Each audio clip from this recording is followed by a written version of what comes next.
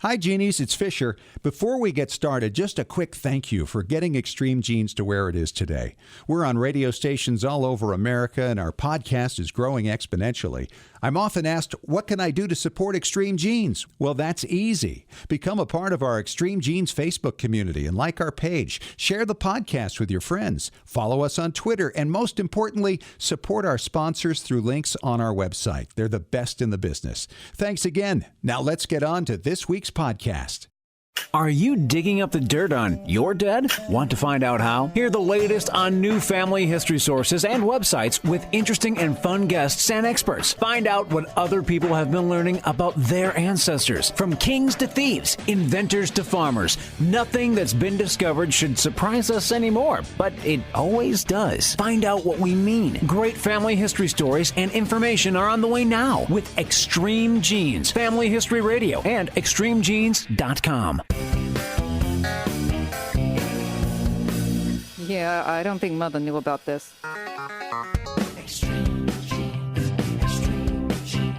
Uncle Marvin was strangled by his own beard.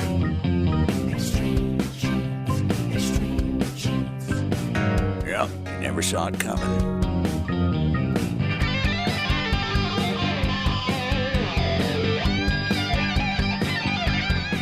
And welcome back to Extreme Genes, America's family history show. It is Fisher here, the radio root sleuth on the program where we shake your family tree and watch the nuts fall out. Well, I am excited today because it is Pearl Harbor Day on Extreme Genes, and I have the extreme honor of talking to Lou Conter coming up in about 8-9 minutes. He was on the Arizona at Pearl Harbor on December 7th, 1941, one of the fortunate survivors. He's 94 years old, and he's going to tell us all about his experience that day 74 years ago coming up. Very excited about that. And then afterwards, later in the show, I'm going to talk to Dr. Ken Alford about how you can research your World War II ancestors. So this is all going to be great stuff, usable stuff, inspiring stuff. Pearl Harbor Day on Extreme Genes. But right now, let's check in with Boston and our good friend from the New England Historic Genealogical Society, the chief genealogist, David Allen Lambert, and let's not leave out AmericanAncestors.org. Hello, David. Hey, happy Pearl Harbor Day from here in Beantown. Yeah, this is going to be an interesting interview, and I am really excited to hear what Lou has to say about that experience. Imagine he was just 20 years old at the time. Amazing. And I know that we still have a handful of those Pearl Harbor veterans. I'm always watching the live feed from December 7th. It's really the twilight era of World War II, but we can't forget the service that they had that day many, many years ago. That's right. And some will live a very long time. Oh, there's no doubt. And speaking of which, it's funny you bring that up. There's a story out this week about a pill that the FDA has approved for testing now among the general population. And it can help you live to be 120 years old. Oh, that's fabulous. Yes. Well, the type of thing about that is, they always say take your vitamins and stuff. What's the pill? It's a pill that diabetics use. And I don't know the name of this thing, but I guess it's been around for a while now. It's typically used. And they're saying that people who use that for diabetes now are outliving people who don't have diabetes by like 8 years. Stop the presses for a second. Just to let you know that I'm type 2 diabetic, and for 5 years now I've taken a pill called metformin. That's it. That's what it is. Yes. Oh, great. Well, I could do the 75th anniversary of Extreme Genes. Yes. Down the road. You got to start taking some, too. If it gets approved, I'll be happy to do that, David. Well, I'll let my children know that when they're in their 90s, they're going to have to wheel Dad around.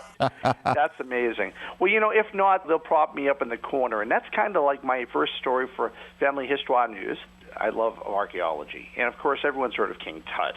And oh, yeah. Remember the great song by Steve Martin. Love that. But new radar scans have showed that there are probably up to 2 rooms behind the walls of King Tut's tomb that may be another tomb. Really? And it's quite possible that just like when you're building something that they could have just added on. And they've always thought that the room that King Tut was in was smaller than most Egyptian pharaohs' tombs. So it's possible in the next coming weeks we could find that there's hidden treasure or archaeological evidence of something from the 14th century BC that we've never laid eyes on yet. Wow. Won't that be fun? Well, discoveries are always fun, and one of the ones that really kind of touched my heart was a recent story about a gentleman in Gloucestershire, England, William Gaylor. William was like many other kids back in World War II that had a dad that was a serviceman. Well, in this case, his mom met his dad at a dance over in England. They had a romance. She became with child, and he was shipped out. Well, William was suffering from cancer back about 10 years ago, and he decided he was going to give himself a Christmas gift, find his dad. This is before DNA. Well, for £1.95 in the infancy of the Internet, he tracked down his dad and contacted him, visited him, and it was kind of a heart-wrenching thing because I guess his dad had a cancer problem as well. He had a brain tumor, so he wasn't as lucid, it would seem. But he connected and found siblings and came back to England and found out that after his father died that they added him as a beneficiary in the will. So, wow. Which wasn't his intention. Right. It was nice to read about that. You know, it's funny. I work with some of the leaders in the field here at NEHGS in Boston. One of my dear friends and longtime colleagues is Marie Daly. Well, the other day, it was like Christmas came early, Fish. She came down very excited. Apparently, through Family Search, they've now digitized some of the great records of Ireland, the house, field, tenure, and rent books that are part of what's called Griffith's valuation. This is the era before the famine. So what happens is you find the families in the actual town, and now they're browsable yet. They're not searchable by name. But say if you found David Lambert living in the parish of Drumrah, you find it, and then my name is crossed off the next year and says, gone to America. Wow. I mean, we don't have Irish censuses. They don't survive. But this is a census substitute, and these are just a hidden treasure and just one of the great things. And that's why NEHGS loves working with Family Search. And there's so many wonderful databases that are coming out. And this is, like I say, unbeknownst to her, and she's one of the leaders in the field. And I was happy to see her face light up, and I know that every hour she has spent since then has probably been on that looking for her ancestors. Unbelievable. My tech tip is one that I'm not sure that we've chatted about before in just regular conversation. But are you aware of archive.org? Yes, I'm aware of it, but I've never used it. I want you to give yourself a little bit of a holiday gift. I want you to sign up. You have to just create an account for free, and it has on it currently 8.6 million books, images, wow. searchable, 2.2 million movies, 2.7 million songs. It's amazing. And essentially it has old audio clips of things from long ago, old movies that are, you know, the old black and white silent movies. But what they're doing is they're going library by library and copying things. Unbeknownst to me, they came to my public library, and my high school yearbook is now online, which is frightening. I'm going to look at that. Anyways, one more thing to add is at NEHGS and American Ancestors, we have our free guest user database, and we are going German this week with, again, collaboration with Family Search. This includes some German citizen lists from Westfalen and Minden from 1574 oh, wow. 1902, and the Mecklenburg-Schwerin census of 1890 and 1900. Available just by simply going to AmericanAncestors.org and signing up for a guest user. There you go. David, good to talk to you. We'll talk to you again next week. Talk to you soon, my friend. And coming up next in 3 minutes, I'm going to talk to Lou Conter. He was on the Arizona at Pearl Harbor on December 7th, 1941. Coming up on Extreme Genes, America's Family History Show.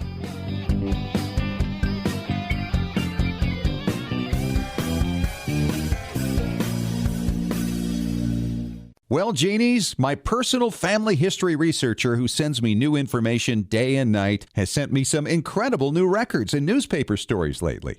Hi, it's Fisher, and the name of that researcher, by the way, is myheritage.com. It's the hardest working service in genealogy, looking for records of your family 24 hours a day, 7 days a week. Yes, even while you're sleeping. How does it work? MyHeritage uses hundreds of algorithms to match your ancestors to over 5 billion records from around the world, and with 97% accuracy. That means no more wasting time figuring out whether or not a match really is a match. I hear from listeners all the time who are shocked with how much information is accurately found and then passed along.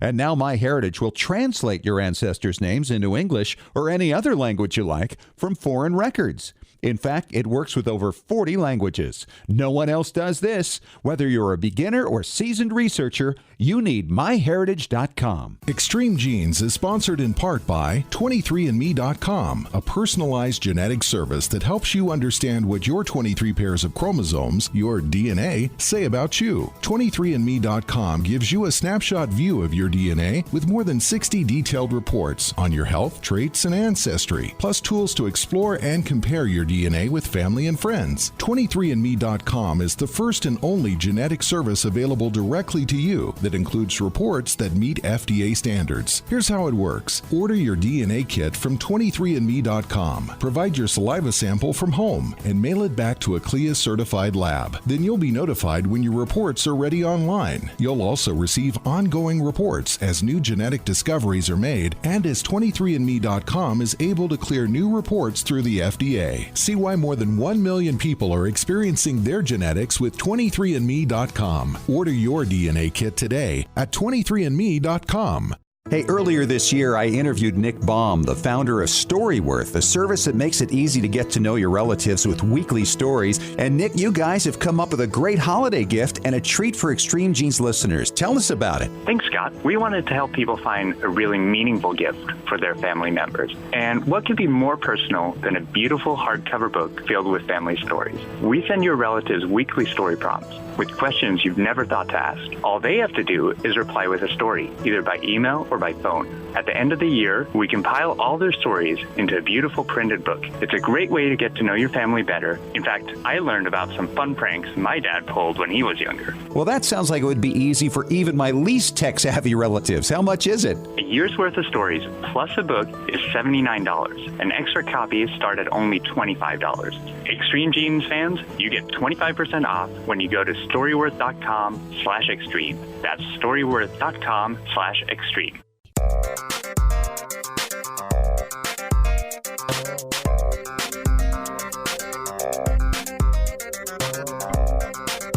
And welcome back to Extreme Genes, America's family history show on extremegenes.com. I am Fisher, your radio root sleuth. And of course, this is the week where we remember what happened on December 7th, 1941, the day President Roosevelt said would live in infamy, and indeed it has.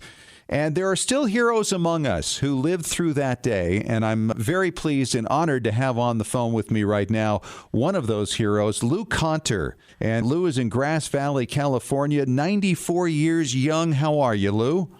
Fine, thank you. Take us back to that day, because most of us weren't even alive at the time that happened, yet alone have the ability to remember. Give us a little background about your time in the military and what brought you to Hawaii at that time. Well, I went aboard the Arizona in Long Beach in the end of 1939 after 3 months of boot camp in San Diego. The fleet was anchored in Long Beach at the time.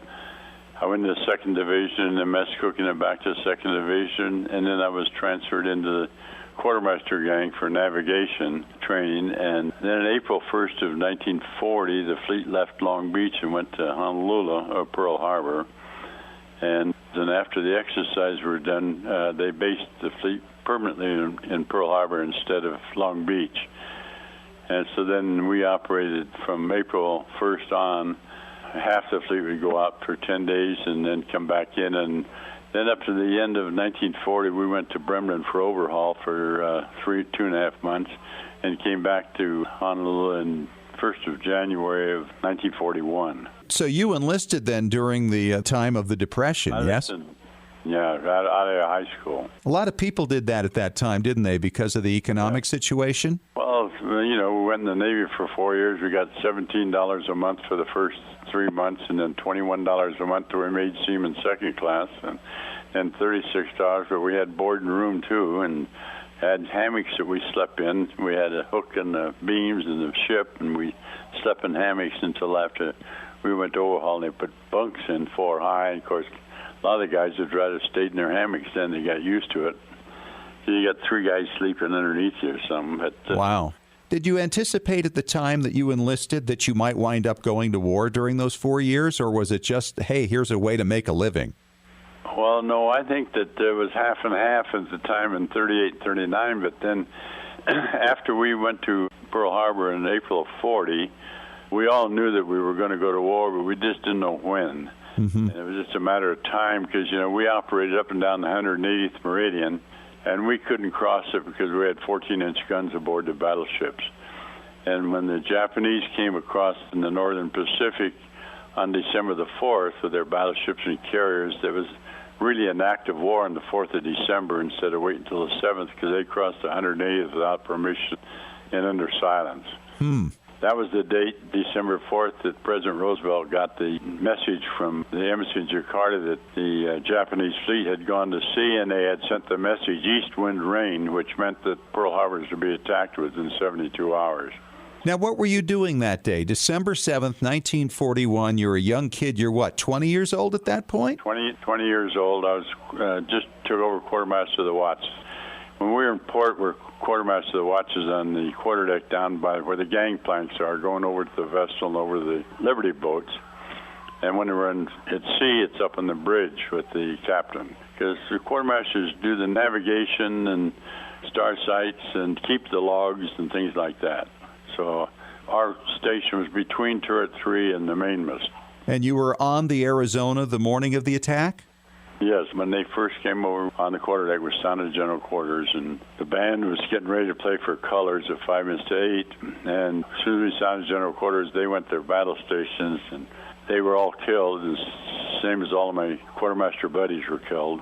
And 5 minutes later, I would have been on the bridge with the captain, but he said to secure the quarterdeck first. So we had to throw the lines off from the Arizona to the Vestal, get the Vestal away from us so we could get underway and get to sea, because we had just come in on Friday, and we had refueled, we had a full load of fuel and ammunition and everything else, and we had to get the vessel away from us to get away from the docks.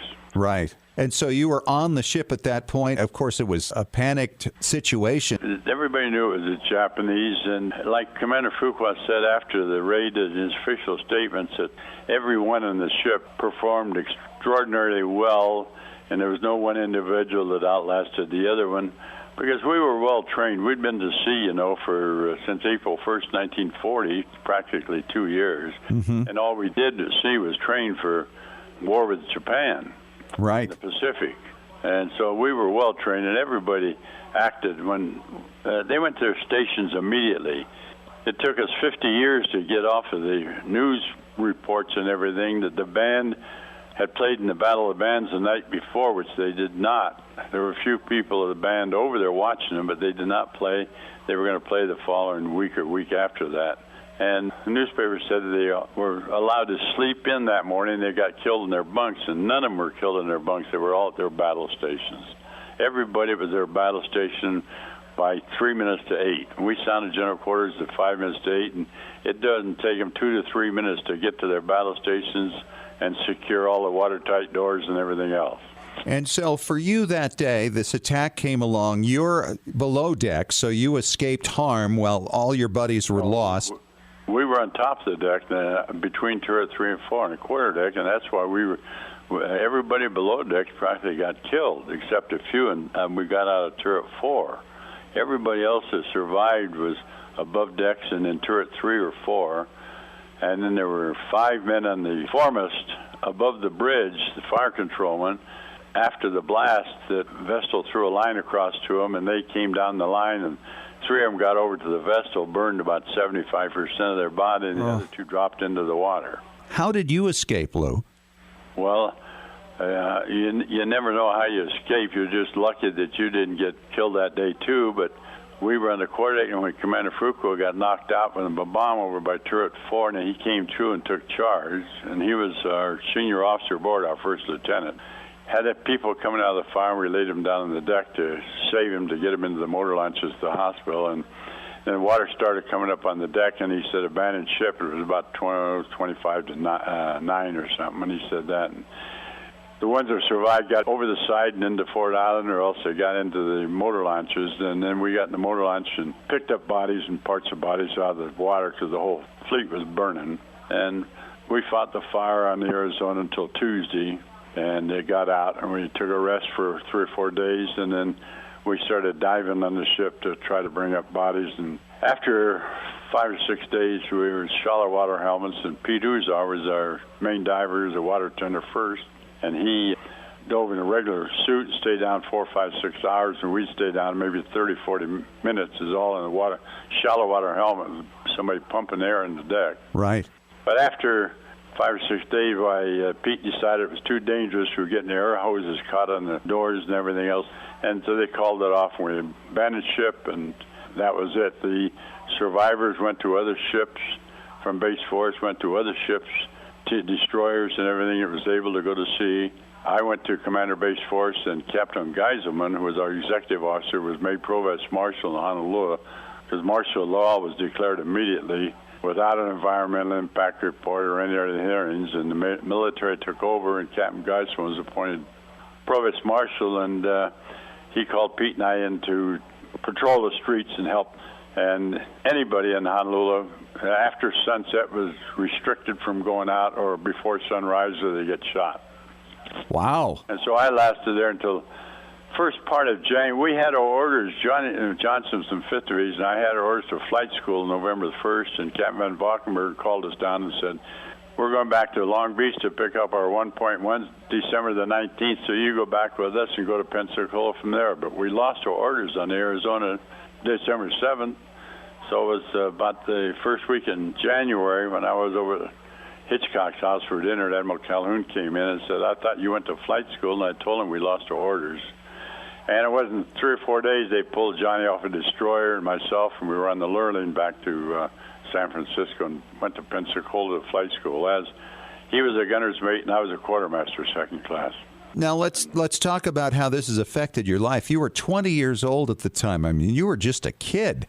Obviously, it was a horrific thing, and I'm sure that it was more painful as you looked back on it. Talk about that a little bit, how that impacted you and your ability to function going forward through the war and since.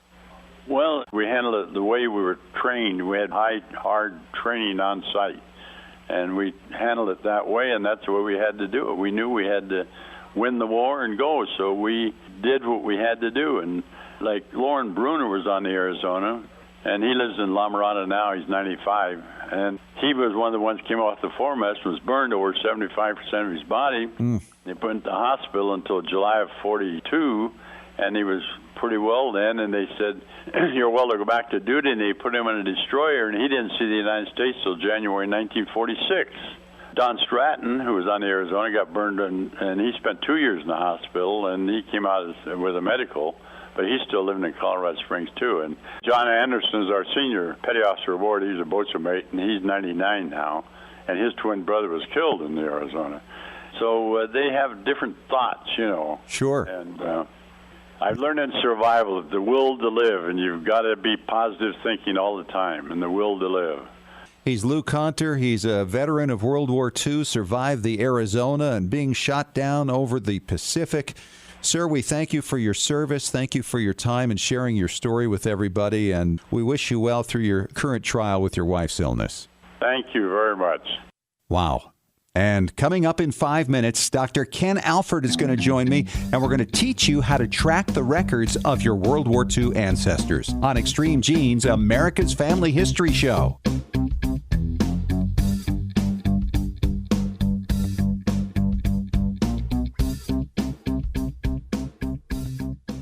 Scientific studies have proven that youth who know even a little bit about their family history perform better academically and have a greater sense of personal confidence and stability. Genealogy is its own incredible superpower that arms our children with super strength. But how do you get your child or grandchild interested in studying their family history? That kind of stuff is just for grandmas, right? Not anymore. ZapTheGrandmaGap.com leaps the generation gap in a single bound. Author Janet Hovorka provides you with useful and timely advice on helping the young people in your life become engaged in their own family history. Janet has an entire collection of books to inspire the young and the young at heart in fun, interactive ways. She also offers creative tips and advice on her blog and in her free weekly newsletter. Stop by ZapTheGrandmaGap.com today to sign up for Janet's free email newsletter with 52 weeks of easy tips, free downloads, and order your set of resource books and workbooks.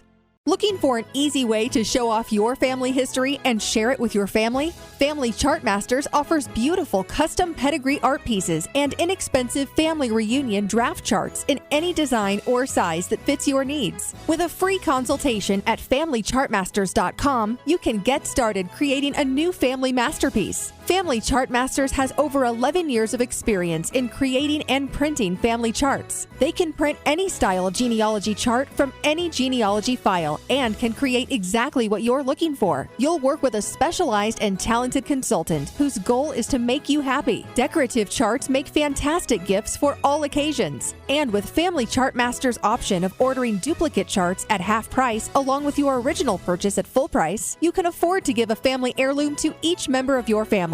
Contact Family Chart Masters today at FamilyChartMasters.com for your free consultation. Family Chart Masters will give the greatest care to your family history.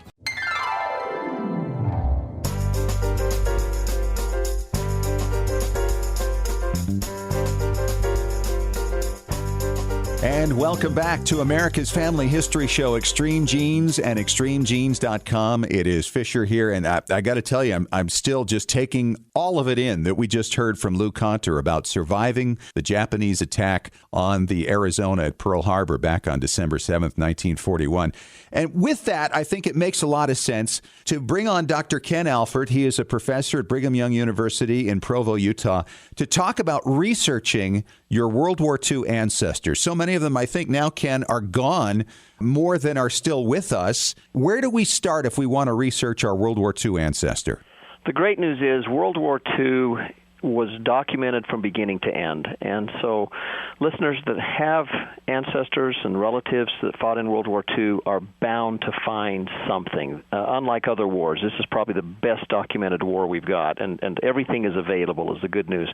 When you start, what you want to do is there's 4 key pieces of information that you want to find on your veteran, and you may not find them all in the same place, you may not find them all at the same time, but these are the 4 things you want first. You want to know which branch of service they were in.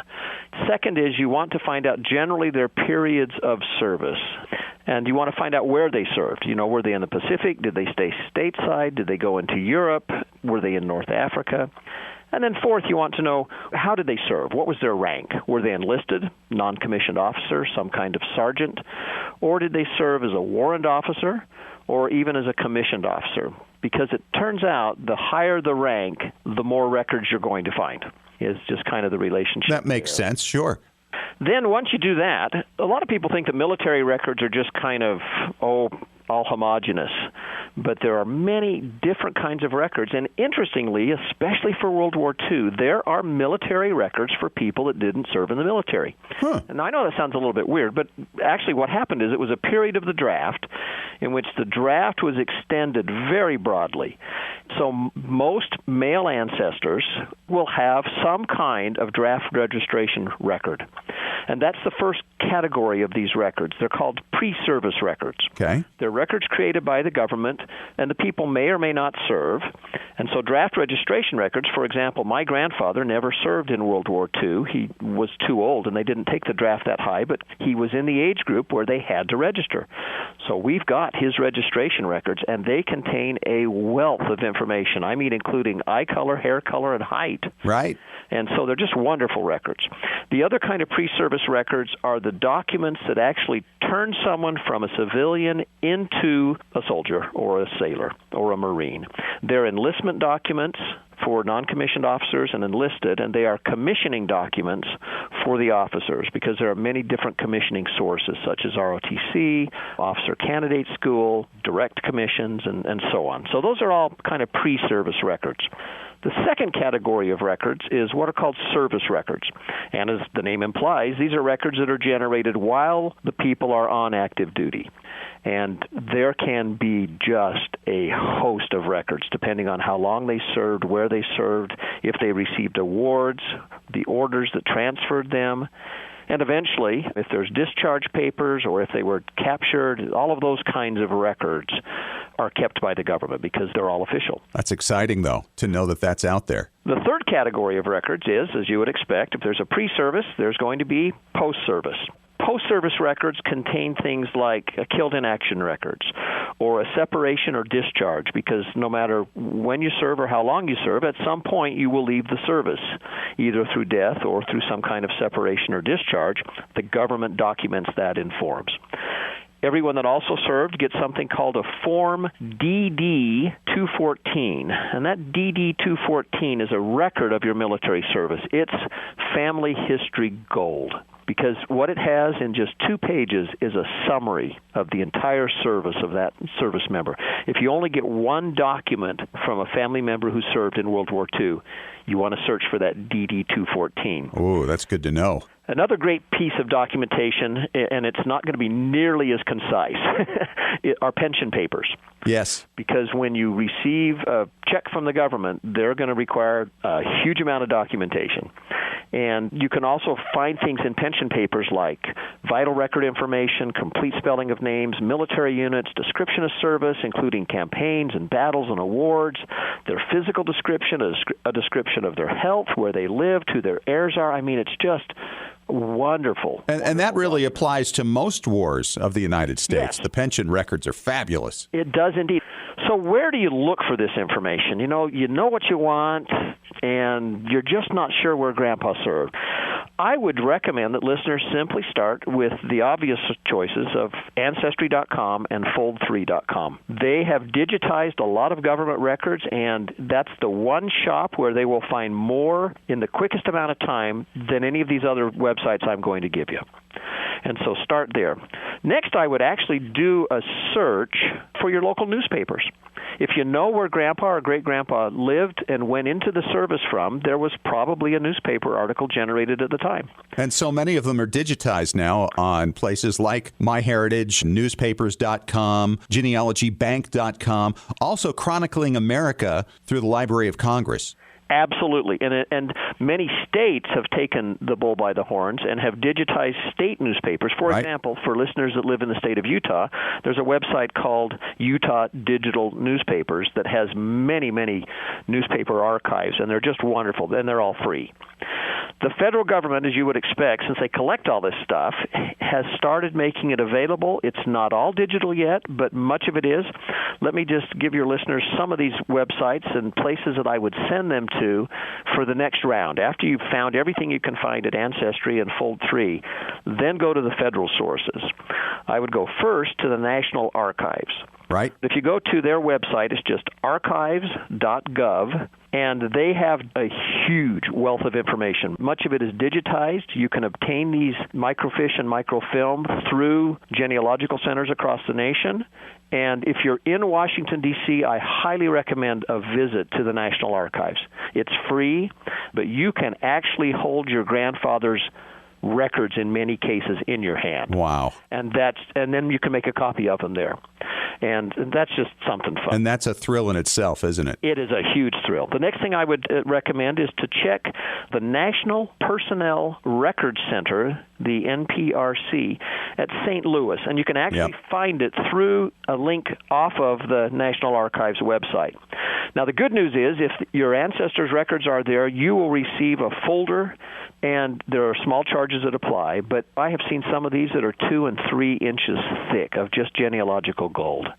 That's the good news. The bad news is in 1973, a fire destroyed 80% of their records. Yeah. And most of the World War II records, I just hate to say this, were burned. But you always try. The next place I would check is the Veterans Administration. That's va.gov. And then I would send them also to the Library of Congress, and that's just loc.gov. And the Library of Congress will not have records, but they will have photos and unit histories. Oh. And you may find Grandpa or Great-Grandpa in those secondary sources. I would also encourage your listeners to go to state archives and local military museums. And lastly, I would just add before we close this off that since this is World War II, this is now really the first war in American history where we have sizable numbers of women who serve in either the Waves or the WACs or in auxiliary corps, and there are millions of female records as well. I wish we had more time, Ken. This is fabulous. So helpful for a lot of people. If you missed this, of course, listen again on the podcast in the coming week, and you can find out all kinds of things to write down about how to track down your World War II ancestor. Thanks for coming on, Dr. Alford. Thank you very much. And coming up next, it is Tom Perry from tmcplace.com, our preservation authority, on Extreme Genes, America's Family History Show.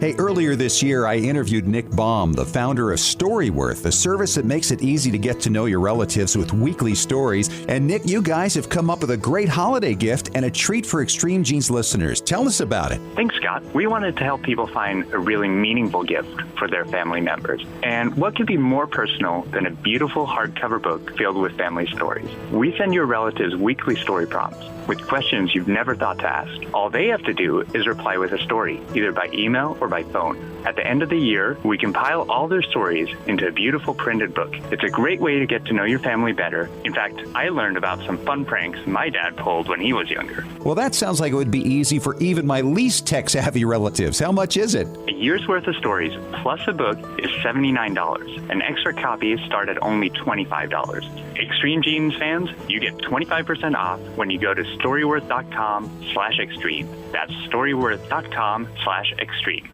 Extreme Genes is sponsored in part by 23andMe.com, a personalized genetic service that helps you understand what your 23 pairs of chromosomes, your DNA, say about you. 23andMe.com gives you a snapshot view of your DNA with more than 60 detailed reports on your health, traits, and ancestry, plus tools to explore and compare your DNA with family and friends. 23andMe.com is the first and only genetic service available directly to you that includes reports that meet FDA standards. Here's how it works. Order your DNA kit from 23andMe.com. Provide your saliva sample from home and mail it back to a CLIA-certified lab. Then you'll be notified when your reports are ready online. You'll also receive ongoing reports as new genetic discoveries are made and as 23andMe.com is able to clear new reports through the FDA. See why more than 1 million people are experiencing their genetics with 23andMe.com. Order your DNA kit today at 23andMe.com.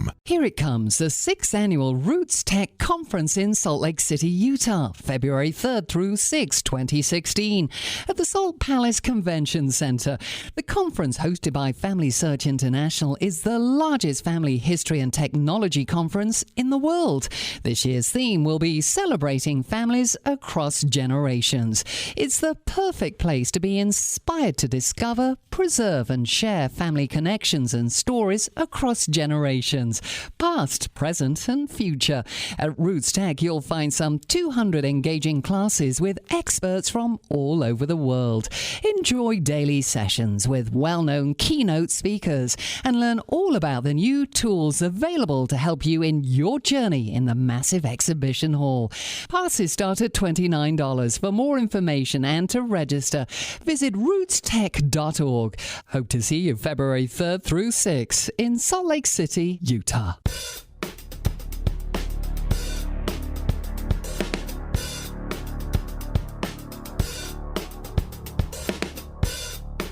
And we are back. Extreme Genes, America's Family History Show on extremegenes.com. It's time to talk preservation with our preservation authority, Tom Perry from tmcplace.com.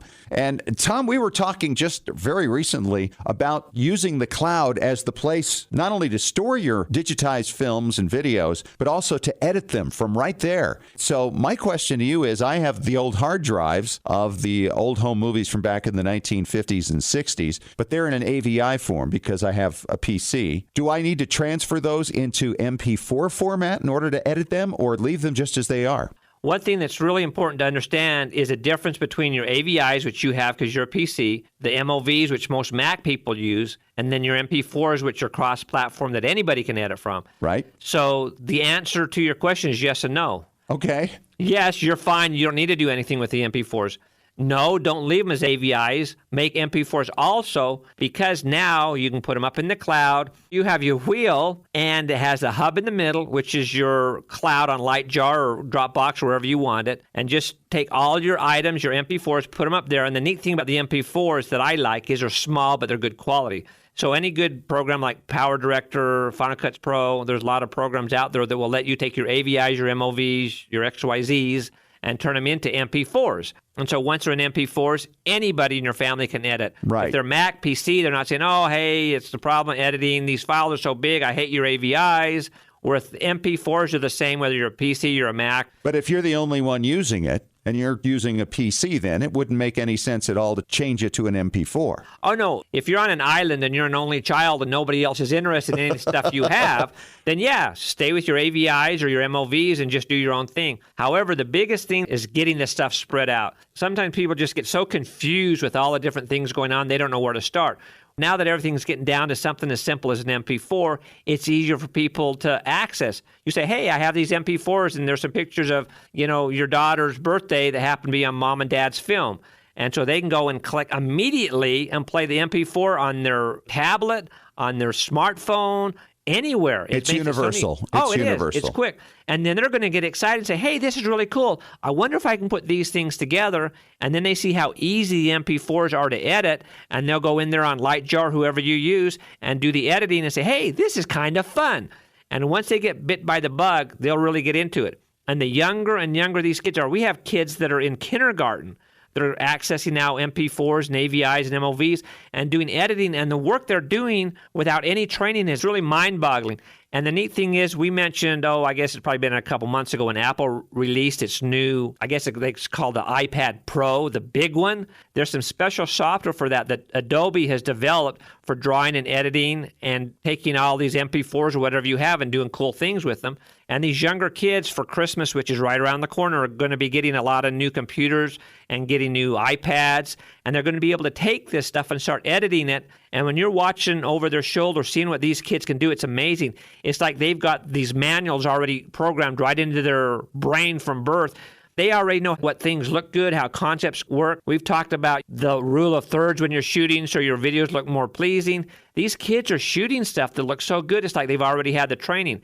And there's a lot of good books you can find online that you can actually get better with this. The neat thing about these MP4s in the clouds, it's so simple. Just like in the old days, now that you have your old films, your Super 8s and your 8s transferred to DVD, you pop them in and watch them. You don't have to pull out your projector. You don't have to pull out your screen. You don't have to do all this stuff. It's the exact same thing with the MP4s now. You don't have to get this big computer program. You don't have to get all this kind of software. You don't have to get this. You need to get trained on this. And the learning curve is killer. Now with Lightjar, you can take just a simple MP4 and edit right out of the box. You don't have to have any editing experience or anything. And as you mentioned a few weeks ago, you can share it with your family and friends as a collaborative effort. And after the break, we can give you some more ideas getting ready for a couple weeks to Christmas. All right, coming up in 3 minutes on Extreme Genes, America's Family History Show.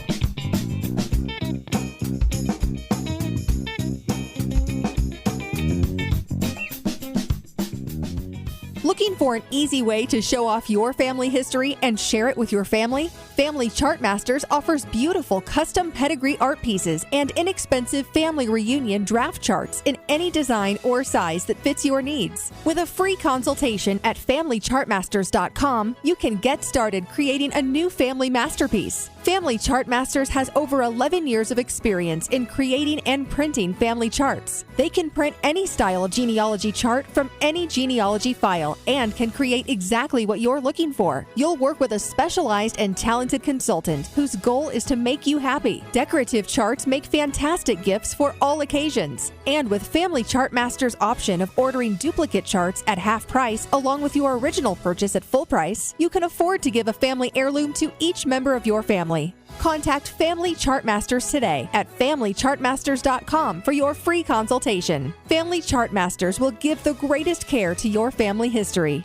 When was the last time you heard your grandmother's voice or saw your family enjoying life back in the 1950s or 60s? If the reason is you haven't known what to do with your old recordings, videos, and films, here's your answer. The Multimedia Center in Salt Lake City. We brought in a video project to the Multimedia Center, and overnight they duplicated it to DVD so we could meet our deadline. The Multimedia Center, 2870 East, 3300 South, Salt Lake City. Open Monday through Friday, 10 to 6. Call 801-483-1717 or go to transferduplication.com.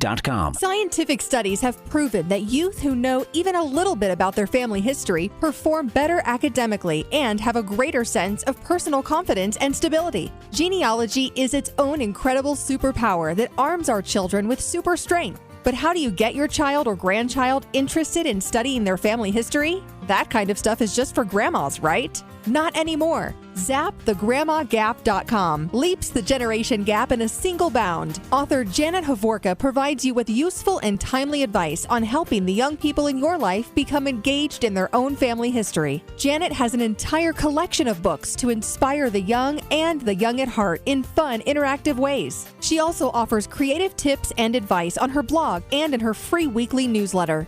Stop by ZapTheGrandmaGap.com today to sign up for Janet's free email newsletter with 52 weeks of easy tips, free downloads, and order your set of resource books and workbooks.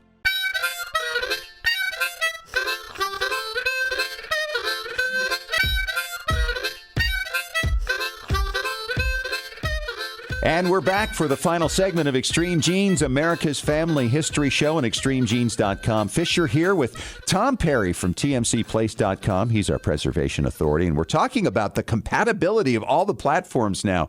You know, when you think about it, Tom, we talk about PCs, we talk about Macs, but you can go back a lot further and talk about the Super 8s, VHS, Mini 8s. I mean, all those things now are coming together where they can all be scanned into one format that everybody can use and everybody can easily edit. This is a very exciting time. Oh, it's actually, a Christmas gift early. With Christmas only being a few weeks away, this is a great time to take your things, put them on MP4s, and you don't even have to wrap them. Right. They're on the site. Send somebody your access codes and say, hey, here's some MP4s that are part of your family. Merry Christmas. Exactly. Merry Christmas. Nothing to wrap, nothing to open. It just makes it so easy. They can download them, watch them instantly. They can watch them on the cloud, or if they want to have them in their library, they can download them to their hard drive. Now, you were talking a few weeks ago about Google with this new tool for photographs where you would have a picture of a waterfall and it actually moves like the water's coming down. Exactly. I mean, wow. I mean, when you add that kind of thing in with video and you can assemble something where you use still pictures and narration and film, everybody can become a film editor of their own stuff. And it makes it more desirable for everybody of all ages to be a part of. Oh, it's great. Like you just mentioned the new iPhone where you take a still picture. I've done this before. I took a still picture and thought, oh, darn it, I wish I would have gotten video. Or, oh, I did this video. I wish I would have taken a still. With this new technology that Apple has out now, you take a still and you can still turn it into a video. I don't know how the magic happens, but it's pretty cool.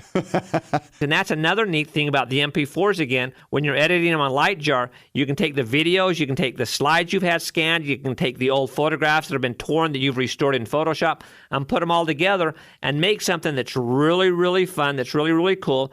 And the neat thing about the MP4s, again, is they're so small, you can scan through them easily. Anybody can download them. It doesn't matter what kind of a device you have. You can have access to your MP4s. It's incredible. So to start with, then, somebody needs to take all their films, their old films or their old home movies or their videos, and get them scanned into this format. At that point now, and even scan photographs, right? Oh, absolutely. That's how you get all the material saved, and now you have it in this collaborative cloud, and people can actually go in and access it and either comment on it or identify people in it or snatch certain pieces of it out for their own use because it has to do specifically with their family or their side of the family.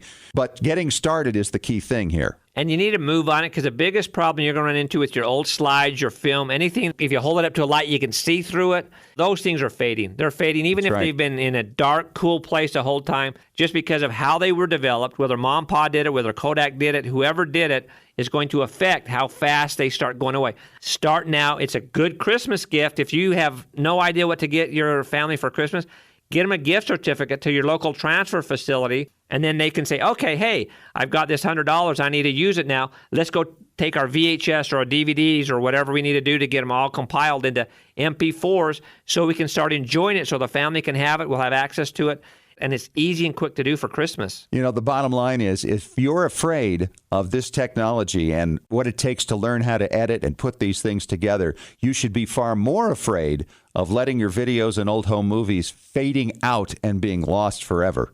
Oh, that is so true. If you're sitting on it, it's not doing anybody any good and it's going to go away. You need to get this stuff transferred now. If you need help of places to find locally, give us a call and we'll try to help you find a local place that can help you out. All right, Tom. Great stuff. Good to see you again. Thanks for coming on. Good to be back and close to Merry Christmas. And that wraps up our show for this week, Pearl Harbor Day on Extreme Genes. And special thanks to Lou Conter for coming on the show and talking about his experience of being on the Arizona as it was being attacked by the Japanese on December 7th, 1941. Thanks also to Dr. Ken Alford from Brigham Young University for talking about how to track the military records of your World War II ancestors.